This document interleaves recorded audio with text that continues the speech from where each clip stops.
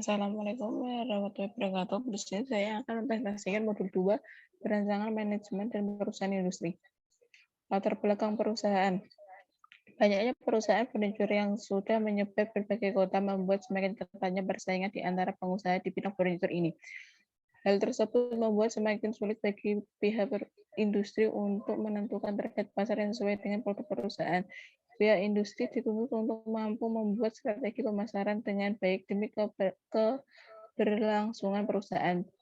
Dengan mengetahui target pasar, kondisi perusahaan, serta kondisi persaingan pasar saat ini, maka pihak industri mampu membuat kebijakan perusahaan yang disesuaikan. PT Jaya Abadi merupakan perusahaan furniture yang bergerak di bidang manufaktur. PT Jaya Abadi merupakan perusahaan berkembang yang belum memiliki strategi usaha yang cukup kuat, khususnya di bidang pemasaran. Berdasarkan pemaparan di atas, diperlukan adanya perencanaan strategi usaha yang baik agar PT Jaya Abadi dapat membuat kebijakan perusahaan yang sesuai demi keberlanjutannya industri tersebut.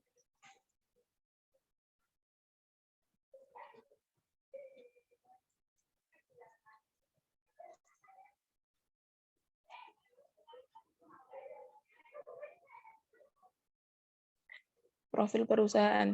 Nama perusahaan PT Jaya Abadi adalah sebuah perusahaan furniture yang berdiri sejak 2020, di mana perusahaan ini melayani kebutuhan meja komputer perkantoran maupun instansi lembaga-lembaga yang ada di Indonesia. Produk yang kami tawarkan tentunya memiliki kualitas yang tinggi dan berbahan dasar yang tinggi pula. Kami menawarkan meja komputer ergonomis dan tentunya kami menjamin barang tersebut. PT Jaya Abadi sendiri memiliki arti filosofi sebagai berikut. Jaya memiliki arti kemenangan, keberhasilan, sehingga diartikan perusahaan sebagai selalu berhasil dalam bisnis, berhasil dalam memberikan pelayanan kepada para pelanggan, dan berhasil dalam segalanya.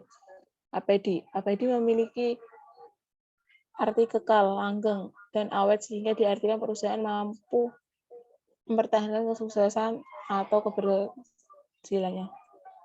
PT Jaya Abadi ini bertempat di Rembang, Jawa Tengah karena bermula kurangnya produsen dan supplier meja komputer ergonomis di Kabupaten Rembang. PT Jaya Abadi ada untuk memenuhi dan menguasai permintaan lokal maupun nasional. Produk meja komputer ergonomis dengan harga yang terjangkau. Nama perusahaan PT Jaya Abadi, jenis produk meja komputer ergonomis, bidang usaha furniture, alamat perusahaan Jalan Demang Waru, kilometer 1 Desa Waru, Rembang, Kecamatan Rembang, Kabupaten Rembang, Jawa Tengah. Nomor perusahaan 024534786622. Berdiri sejak 4 Maret 2020. Email ptjayabadi.co.id. Website www.ptjayaabadi.co.id. Pemilik Afnisar Yudhiani Hafsah. Berikut merupakan logo dari PT Jaya Abadi. Dan ini merupakan makna logo PT Jaya Abadi. Makna logo Jaya Abadi terdapat dua warna, yaitu warna hijau dan warna hitam. Warna hijau memiliki arti kesuburan dan kemakmuran, sehingga warna hijau tersebut diterapkan pada PT Jaya Abadi selalu sukses. Warna hitam memiliki arti kekuatan, kepuasan, dan keseriusan, sehingga warna tersebut diharapkan PT Jaya Abadi selalu memberikan kepuasan karyawan maupun konsumen. Background dari logo itu sendiri berwarna putih, lambang dari kejujuran, dan memiliki arti untuk menjadikan perusahaan lebih mengedepankan kejujuran untuk mendapatkan kepercayaan dari konsumen. Lambang lingkaran memiliki arti konsentrasi, ketetapan, dan target, sehingga diharapkan pada PT Jaya Abadi memiliki ketepatan untuk mencapai target perusahaan. Arti dari Jaya Abadi sendiri menjadikan perusahaan yang menjadi sukses selalu. Arti tulisan furniture menggambarkan perusahaan PT Jaya Abadi bergerak pada bidang furniture. Visi dan misi perusahaan. Visi menjadikan PT Jaya Abadi menjadi supplier dan produsen furniture yang berkualitas, inovatif, serta mampu menghadapi persaingan global. Misi, menjual produk dengan harga terjangkau. 2, melakukan proses pekerjaan sesuai prosedur dan aturan SOP. 3. Penyelesaian pekerjaan dan pesanan konsumen tepat waktu. 4. Penghasilan produk furnitur berkualitas ekspor. Yang selanjutnya menggunakan bahan baku furnitur berkualitas. Value dan belief. Value, kreativitas tinggi. PT Jaya Abadi mampu memberikan kemampuan yang terbaik secara konsisten, integritas. PT Jaya Abadi menjalankan pekerjaan dan wewenangnya dengan penuh tanggung jawab tanpa melakukan tindak kecurangan. Loyalitas. PT Jaya Abadi memiliki kesetiaan kepada konsumen serta berpikiran terbuka. Selanjutnya berpikir terbuka, PT Jaya Abadi menerima ide-ide dan mampu mengembangkannya. Untuk belief, kami percaya dengan memiliki loyalitas dan kreativitas integritas yang tinggi serta berpikiran terbuka mampu membawa perusahaan menjadi produsen meja komputer ergonomis dengan kualitas dan pelayanan konsumen yang baik. Moto perusahaan. Berikut merupakan moto dari perusahaan PT Jaya Abadi. Menjadikan perusahaan furnitur dengan menyediakan kualitas produk yang baik dengan serta selalu melakukan perbaikan untuk meningkatkan kepuasan konsumen. Tagline perusahaan. Berikut merupakan tagline perusahaan dari PT Jaya Abadi sebagai berikut. Jaya Abadi pasti murah. Maksudnya dari slogan tersebut agar mudah diingat bagi konsumen mengenai PT Jaya Abadi menyediakan furnitur dengan harga yang murah dan kualitas yang baik. Bab 2, perancangan organisasi. Berikut merupakan gambar STO dari perusahaan PT Jaya Abadi. Elemen-elemen dasar dari struktur organisasi pada PT Jaya Abadi. The Operation Core. The Operation Core itu yaitu tenaga kerja dan tenaga perusahaan yang melaksanakan aktivitas produksi. The Strategic Effect pada PT Jaya Abadi yaitu RUPS, Dewan Komisaris dan Direktur Utama. The Middleland. The Middleland pada PT Jaya Abadi pada manajer departemen perusahaan. The Teknostruktur pada PT Jaya Abadi yaitu Direktur Utama dan Divisi Research and Development. The Supporting Staff. The supporting staff pada PT Jaya Abadi yaitu anggota divisi dalam departemen. Elemen-elemen organisasi. Kompleksitas menjadi indikator antar hubungan di dalam suatu organisasi yang mempengaruhi cara bagaimana hubungan dengan dikelola ahli untuk mencapai tujuannya. Berikut ini penjelasan singkat mengenai rancangan kompleksitas organisasi dalam PT Jaya Abadi. Selanjutnya formalitas. Selanjutnya sentralisasi. Tentang kendali. Klasifikasi organisasi. Klasifikasi organisasi PT Jaya Abadi termasuk ke dalam struktur sederhana karena desain ini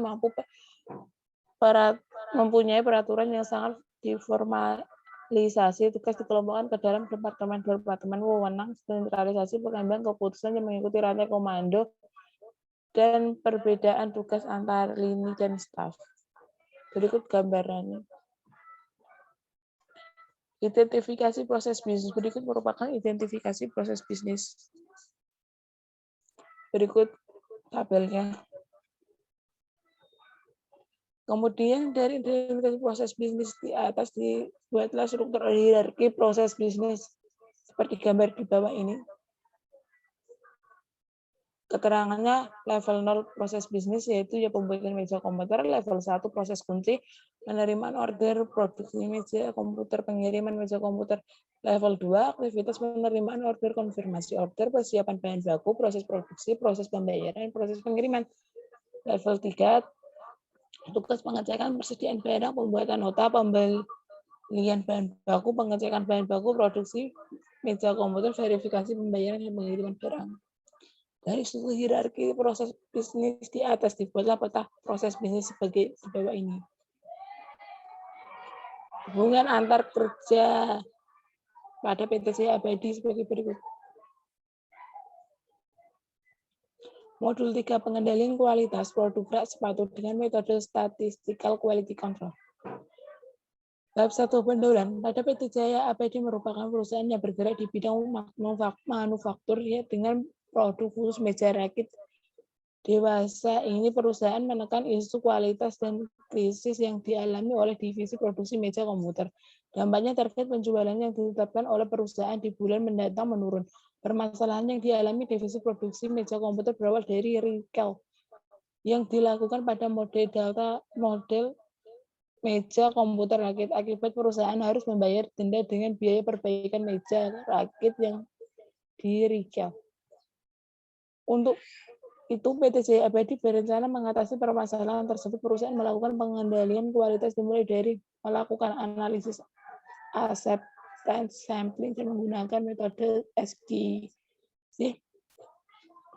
Dengan menggunakan peta kendali atribut, dengan metode tersebut akan mempermudah dalam mengatasi permasalahan atau kendala-kendala yang terjadi selama produksi, sekaligus mengendalikan permasalahan yang sering muncul, menjamin mutu dalam suatu produk. Rumusan masalah. 1. Bagaimana penerapan metode acceptance sampling dalam mengendalikan mutu produk guna mengurangi produk cacat pada PT Jaya Abadi? 2. Apa saja faktor-faktor yang menyebabkan kecacatan pada produk meja komputer yang diproduksi PT Jaya Abadi? Yang ketiga, bagaimana hasil implementasi dari pengendalian kualitas dengan menggunakan SQC dengan peta kendali atribut dari produk meja komputer PT Jaya Abadi? Tujuan penulisan untuk mengetahui penerapan metode acceptance sampling dengan mengendalikan mutu produk guna mengurangi produk cacat pada PT Jaya Abadi. Mengetahui faktor-faktor menyebabkan kecacatan pada produk meja komputer yang diproduksi PT Jaya Abadi. Mengetahui hasil implementasi dari pengendalian kualitas dengan metode SQC dengan peta kendali atribut dari produk meja komputer PT Jaya Abadi. Bab 2. Tujuan pusaka. Kualitas. Kualitas menurut Atriani 2004 merupakan keseluruhan karakteristik produk atau jasa yang meliputi marketing, engineering, manufaktur, dan maintenance dengan dapat dipakai sesuai harapan dan kebutuhan. Selanjutnya, pengendalian kualitas. Menurut Maleyev 1994 dikutip dari Aryan 2004, pengendalian kualitas atau pengendalian kualitas statistik memiliki cakupan yang luas, di mana terdapat pengendalian proses statistik, pengendalian produk, dan analisis kemampuan proses. Alat bantu pengendalian kualitas. Pengendalian kualitas statistik merupakan alat untuk mengendalikan kualitas dalam menentukan tingkat kerusakan produk yang diperoleh perusahaan dengan menentukan batas toleransi dari jenis produk yang dihasilkan. Yang selanjutnya, acceptance sampling melakukan rencana sampling penerimaan tidak terlepas dari cara pemilihan sampel yang representatif sehingga dapat memberi gambaran yang tepat tentang karakteristik populasi yang diselidiki. Rencana sampling menunjukkan ukuran sampling dan cacat yang diizinkan dalam sampling untuk menentukan apakah suatu populasi diterima atau tidak. Berikut merupakan metode praktikum. Keterangan menentukan tujuan, menentukan batas dan asumsi, melakukan studi pustaka, menentukan rencana sampling penerimaan, menentukan jumlah sampel, menentukan lot diterima atau tidak, melakukan inspeksi raw material, membuat peta kendali atribut variabel, analisis Pareto atau Fishbone, melakukan analisis data terkontrol atau tidak, analisis Fishbone, melakukan analisis output flowchart. Sekian dari presentasi saya. Apabila ada kekurangan, mohon maaf.